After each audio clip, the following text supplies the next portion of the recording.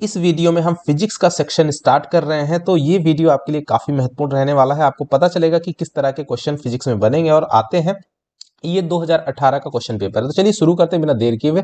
देखिए 101 नंबर का क्वेश्चन है, निम्नलिखित परिघटनाओं में से कौन सी व्याख्या इस अवधारणा के साथ नहीं की जा सकती कि प्रकाश सदैव सीधी रेखा में चलता है। यानी कि किसमें जो है कौन सी ऐसी परिघटना है जिसमें प्रकाश सीधी रेखा में न चल करके क्या होता है, मुड़ जाता है। तो अपवर्तन का मतलब हो गया कि आपका जैसे एक माध्यम से दूसरे माध्यम में जब भी प्रकाश किरण प्रवेश करती है तो अपने मार्ग से क्या हो जाती है, विचलित हो जाती है। इस घटना को हम लोग अपवर्तन। लेकिन परावर्तन में क्या होता है, किसी सॉलिड सरफेस से टकराने के बाद वो उसी माध्यम में क्या करती है, ऊपर उसी माध्यम में वापस लौट जाती है। इस घटना को परावर्तन कहते हैं। तो अब विवर्तन जरा हम समझते हैं यहाँ पे क्या है। जैसे मान लीजिए आपके पास आप किसी अंधेरे कमरे में या फिर कहीं पर खड़े हुए हैं जहां पे प्रकाश थोड़ा इस तरह से आपका आ रहा है। मान लीजिए मैं यहाँ पे आपको एक बीम ऑफ लाइट यहाँ शो कर रहा हूँ, है ना। ये आपके पास एक सुराख है और बाकी ये कहीं ब्लेड पट्टी लगी हुई है ना, जिससे लाइट दूसरी तरफ एंटर नहीं कर पा रही थी। ये आपकी प्रकाश किरणें जो मैं एरो से दिखा रहा हूँ, ये एक बीम ऑफ लाइट जा रही है।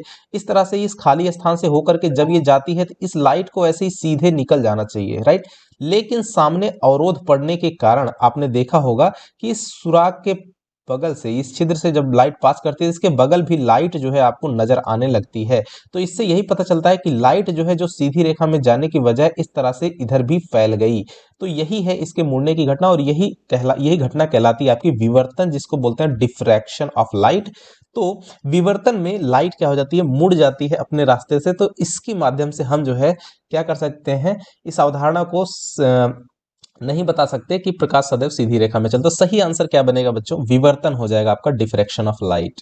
अगला क्वेश्चन देखिए 102 नंबर का क्वेश्चन समतल दर्पण की बात कर रहा है। द्वारा बनाया गया प्रतिबिंब कैसा होता है। तो जरा ध्यान दीजिए, यहाँ पे कोई समतल दर्पण इस तरह से होता है, आपने बना देखा होगा, है ना, इमेज फॉर्मेशन। तो देखिए मैं एक बार फिर से आपको बता देता हूं कि इस तरह से मान लीजिए समतल दर्पण है आपका और कोई लाइट मान लीजिए आ रही है। तो इस तरह से मान लीजिए ये यहाँ पे आपका कोई ऑब्जेक्ट है पड़ा हुआ, ए बी है। यहाँ से एक लाइट इस तरह से गई तो ये जो लाइट होती है ये रिफ्लेक्ट होकर के वापस इसी सीध में चली है, क्योंकि मुख्य अक्ष के समांतर किरणें टकराने के बाद फिर वापस वैसे ही चली आएंगी। उसके बाद एक किरण आरेख आप इसके पोल यानी ध्रुव पी से आप करते हैं यहाँ पे। तो जितना एंगल यहाँ ये एक्सिस के साथ बना के हुए जाती है उतना ही एंगल बना करके ये रिफ्लेक्ट भी हो जाएगी, है ना। तो इसको जब आप बैक डोर से इस तरह से डॉटेड लाइन से करते हो तो ये लगभग जा करके इसी सीध में जा करके वहीं पर जाके आपको मिलेगी। और ये जब डिस्टेंस आप देखिएगा तो ये आपका इमेज हो जाती है, राइट। ये आपकी इमेज बन गई ये वाली।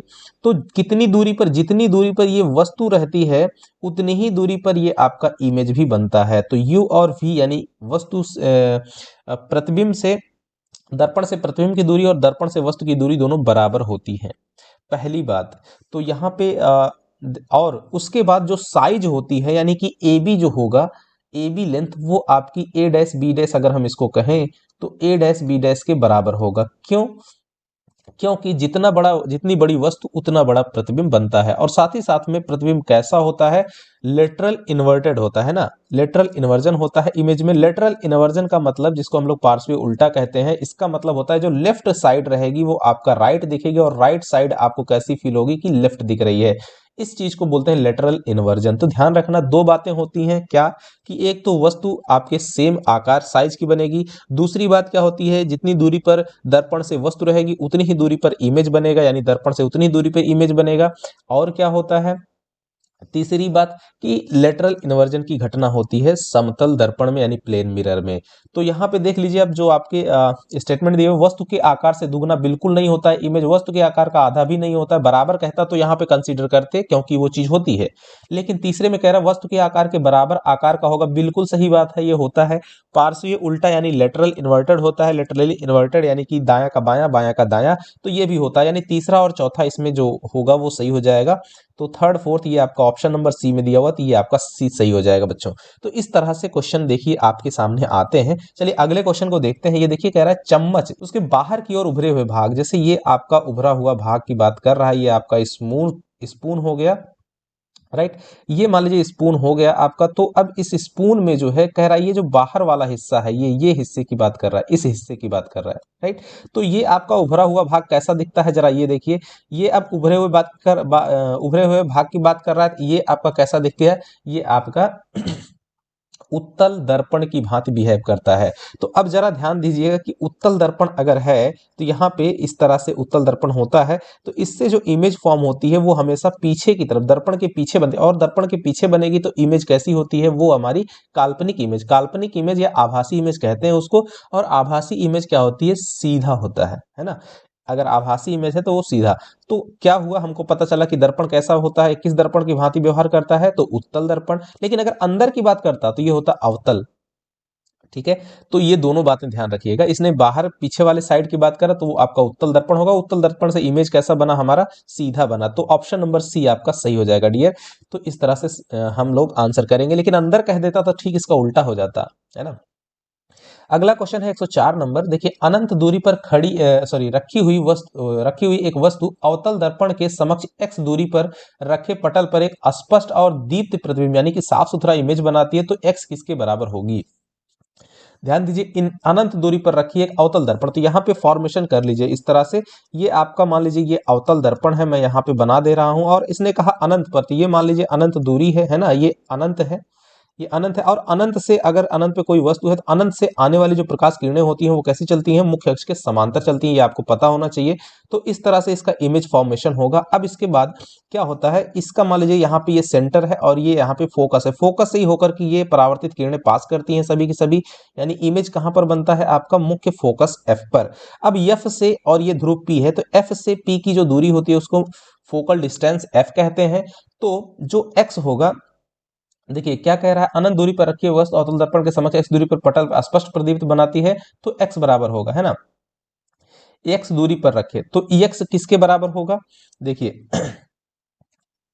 x दूरी पर पटल, तो कहां पे बना रहा है इमेज, तो मुख्य फोकस पे इमेज बना रहा है। तो उसने कहा x दूरी पर, ये f जो है आपका एक्चुअली x बोल रहा है, तो x क्या है, तो x जो है आपकी फोकल डिस्टेंस के बराबर होगी, यानी कि दर्पण की जो फोकस दूरी है उसके बराबर होगी। ऑप्शन नंबर सी आपका सही हो जाएगा। तो इस तरह से डियर आपको सोचना समझना करना है थोड़ा सा। अगर आपने पढ़ा होगा क्लास 10 में मन लगा करके, तो निश्चित तौर पर ये क्वेश्चन आप इजिली बना पाइएगा। अगला देखिए, फिर समतल दर्पण द्वारा निर्मित प्रतिबिंब की प्रकृति और दूरी के संबंध में क्या विकल्प चाहिए।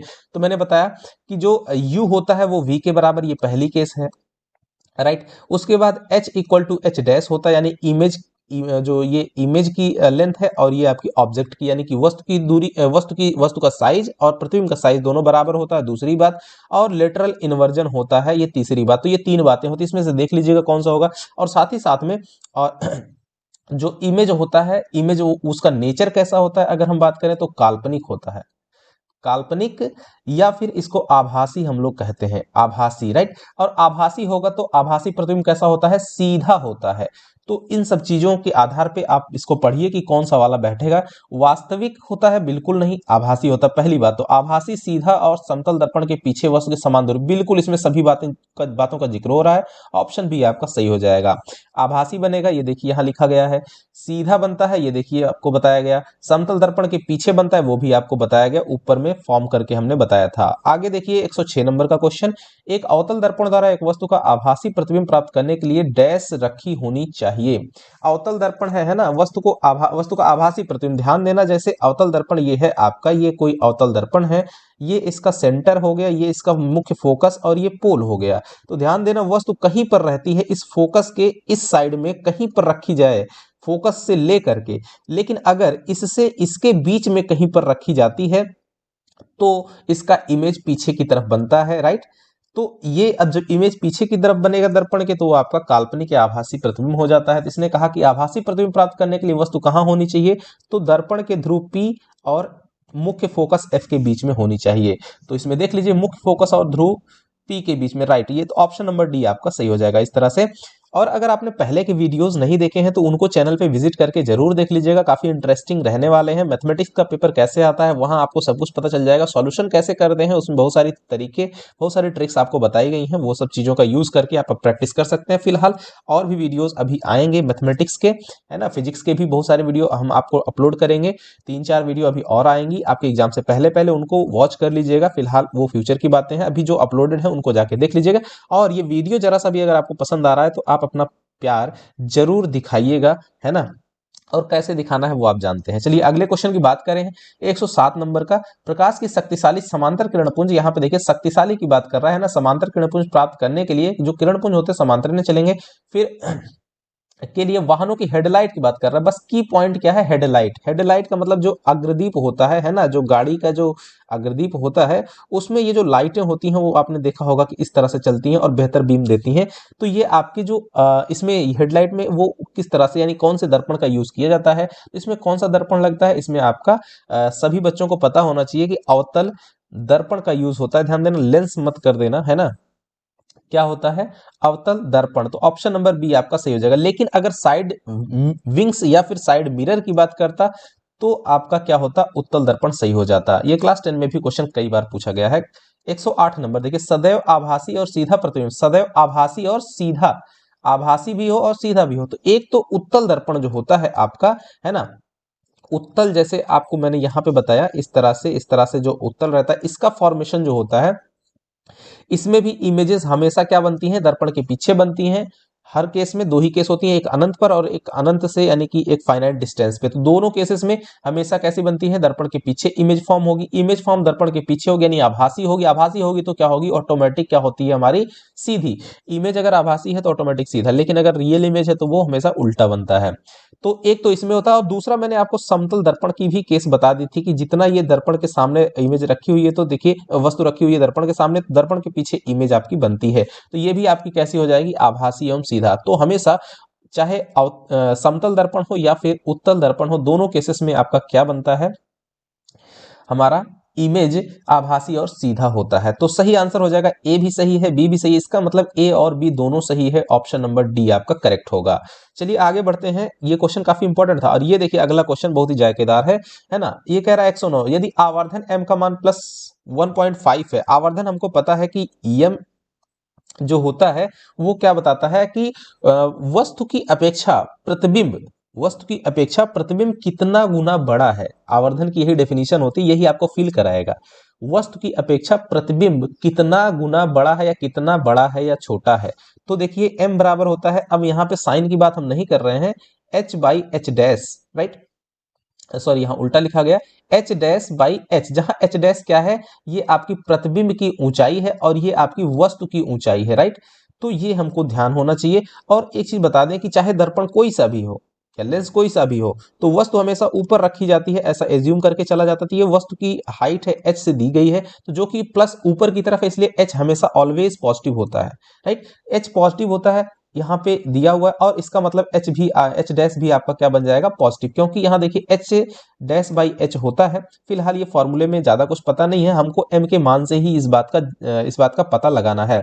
तो देखिए अगर m का मान क्या हो गया, एक से बड़ा हो गया, है ना, और दूसरी केस हो गई कि m का मान एक से छोटा हो जाए, m के बराबर, अगर एक के बराबर हो गई, इसका मतलब वस्तु की जो ऊंचाई है, यानी वस्तु की लेंथ और प्रतिबिंब की लेंथ दोनों सेम हो जाएगी। लेकिन अगर m जो है एक से बड़ा है, तो जरा देखिए क्या होगा, तो इसका मतलब है कि जो हमारी हमारा जो इमेज है, इमेज उसकी साइज वस्तु की साइज से बड़ी हो जाएगी। और अगर m का मान एक से छोटा है, तो इसका मतलब कि हमारी जो इमेज की साइज है वो वस्तु की साइज से छोटा हो जाएगा। तो सीधी सी बात है कि m यहाँ पे क्या दिया हुआ है, 1.5 है, तो ये क्या हो जाएगा, ग्रेटर है। m जो है आपका ग्रेटर है किससे, एक से। इसका मतलब यहाँ पे देखिए, या फिर हम यूं कह ले कि 1.5 है, तो देखिए H dash by H equal to 1.5। तो यहां से अगर हम इसको करते हैं तो देखिए 15 बटे में 10 लिख सकते हैं, 5 दूनी 10 और 5 तिया 15, तो 3/2 हो जाएगा, 3/2। तो यहां से अगर हम करते हैं कि एच डैश बराबर 3/2 एच, या फिर एच बराबर 2/3 एच डैश, तो आप क्या देख रहे हैं यहाँ पे, तो जो प्रतिबिंब है, प्रतिबिंब की ऊंचाई वस्तु की ऊंचाई से, यहाँ पे देखिए एच डैश बराबर 3/2 एच हो जा रहा है, तो वस्तु की ऊंचाई से बड़ा हो जाएगा। तो प्रतिबिंब का आकार जो है, यहाँ पे ऑप्शन देखिए, प्रतिबिंब का आकार बड़ा होगा वस्तु के आकार का, तो ये ऑप्शन नंबर बी आपका करेक्ट हो जाएगा। और प्रतिबिंब कैसा होता है आपका, वास्तविक प्रतिबिंब होगा, है ना। क्यों, क्योंकि यहाँ पे अगर H प्लस है, अभी मैंने बताया, तो H डैश भी क्या होगा, पॉजिटिव, ग्रेटर देन 0। पॉजिटिव होने का मतलब ऊपर में ही इस तरह से फॉर्म होगा। तो ये चीज हमारी सही हो जाएगी। तो आगे बढ़ते हैं, ऑप्शन नंबर बी आपका क्या हो जाएगा, 109 का करेक्ट हो जाएगा। चलिए आगे बढ़ते हैं 110 नंबर के क्वेश्चन पे। देखिए, जल में आंशिक रूप से डूबी हुई एक पेंसिल है जो कि वायु और जल के अंतरा पृष्ठ पर प्रतिस्थापित प्रतीत होती है। यह किसके कारण होता है? आपने देखा होगा कि पानी के भीतर में जैसे किसी ग्लास में पानी भरा हुआ है ना, इस तरह से, और इसमें कोई पेंसिल इस तरह से टिका के इस पे रखी गई है। तो ये पेंसिल यहाँ पर आपको लगता है थोड़ी यहाँ से ऐसे कि थोड़ी सी ये टेढ़ी फील होती है। तो ये किस कारण से होती है? तो ये आपका होता है अपवर्तन की घटना के कारण। ऑप्शन नंबर डी आपका सही हो जाएगा। ये सब बच्चे तो जानते ही होंगे क्योंकि क्लास 10 में इसके बारे में काफी जिक्र किया जाता है। चलिए अगला क्वेश्चन है 111। निम्नलिखित को उनके पूर्ण अपवर्तनांक है ना, उनके पूर्ण अपवर्तनांक के बढ़ते क्रम में व्यवस्थित कीजिए। यानी कि सबसे कम अपवर्तनांक, सबसे कम, उसके बाद उससे बड़ा, उससे बड़ा, उससे बड़ा, इस तरह से आपको करना है।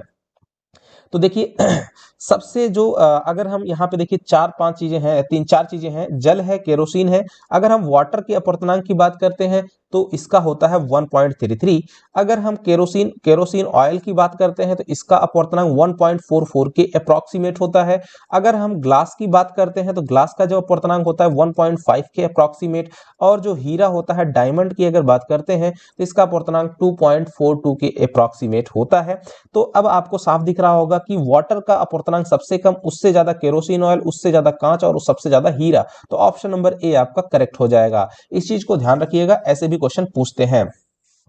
अगला और इस वीडियो का लास्ट क्वेश्चन है, क्योंकि लॉन्ग हो जाता है वीडियो, इसलिए पार्ट वाइज आपके लिए प्रस्तुत करते रहेंगे। लेंस की शक्ति के, देखिए लेंस की शक्ति की बात कर रहा है। शक्ति का फॉर्मूला जो होता है P = 1/f होता है। तो यहां से डायरेक्टली हम देख सकते हैं कि जो पावर होता है वो इनवर्सली प्रोपोर्शनल होता है किसके? फोकल लेंथ के। तो फोकस दूरी के किस प्रकार संबंधित है? तो इनवर्सली प्रोपोर्शनल होता है ना। तो या यूं कह सकते हो कि 1/f से प्रत्यक्ष या डायरेक्टली प्रोपोर्शनल भी कह सकते हो, है ना। अगर डायरेक्टली तभी कहते हैं जैसे P is directly proportional to F, इसको डायरेक्टली, लेकिन यहाँ पे है तो डायरेक्टली 1/f भी आप कह सकते हो, कोई दिक्कत नहीं। इसी को हम लोग इनवर्सली प्रोपोर्शनल भी बोलते हैं फिलहाल। तो ऑप्शन नंबर बी आपका सही हो जाएगा। तो ये भी एक आसान सा ही क्वेश्चन था। तो ठीक है डियर, मिलेंगे अगले इसके आगे के क्वेश्चंस के साथ में, आपके साथ में। तब तक के लिए नमस्कार, जय हिंद बच्चों।